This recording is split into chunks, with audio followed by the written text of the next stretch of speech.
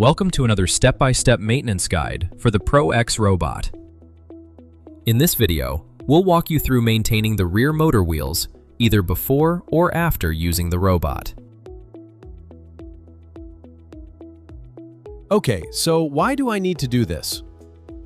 That's a great question, because proper maintenance matters.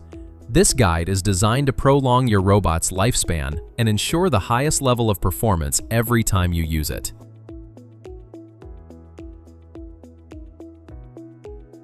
Step 1. Cleaning the wheels. Either before or after using the robot, it's important to make sure the wheels are clean and free from mud or debris. This ensures they have maximum grip and that nothing interferes with the motors or prevents them from turning properly. It is also possible to clean the wheels while the robot is on the ground, but this can make the process a little trickier. You can clean the wheels with the robot either turned on or off. If the robot is off, simply remove any mud and rotate the wheels by hand to reach all surfaces. Don't forget to first prop up the robot so the wheels can turn freely without touching the ground. With the robot on, you can control the movement of the wheels using the tablet. This can greatly increase the cleaning efficiency and speed up the process.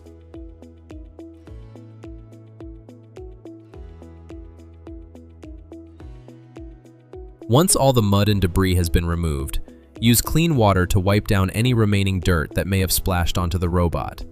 Then, double-check that there's no mud or debris on the spokes around the motors or near the Acorn nuts.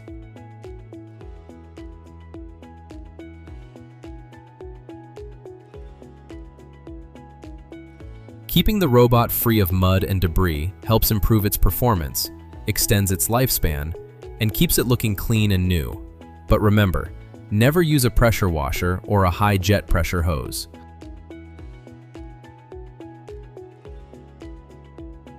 Step 2. Checking the wheel Acorn nuts. It's vital that the 4 Acorn nuts holding the 2 wheels in place are tightened to the correct recommended torque. You can use a standard spanner or wrench, but for the best performance and longevity, use a torque wrench set to 30 Newton meters or 22 foot-pounds. If you do over-tighten the Acorn nuts, it can put excess pressure on the wheel motor, which may prevent it from turning properly.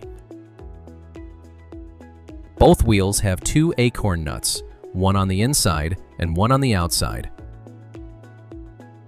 Step 3. Check the wheel cables. Between the wheel and the back of the robot, there's a short cable secured with a zip tie.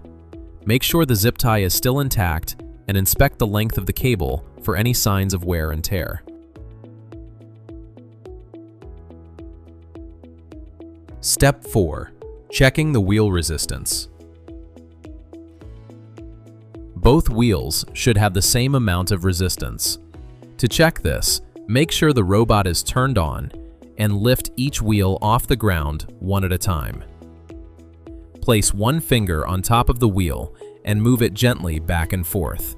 It should only move a short distance before you feel resistance.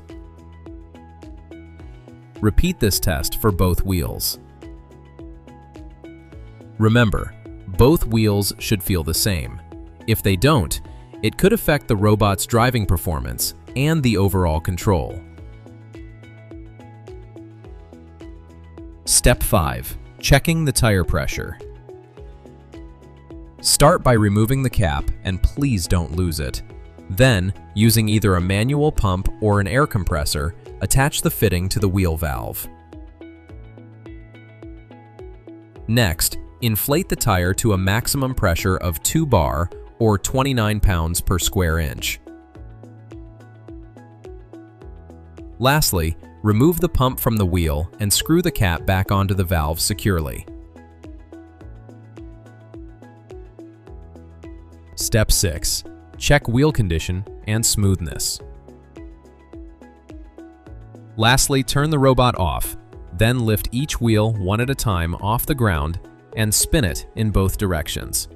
Both wheels should produce a similar whirring sound.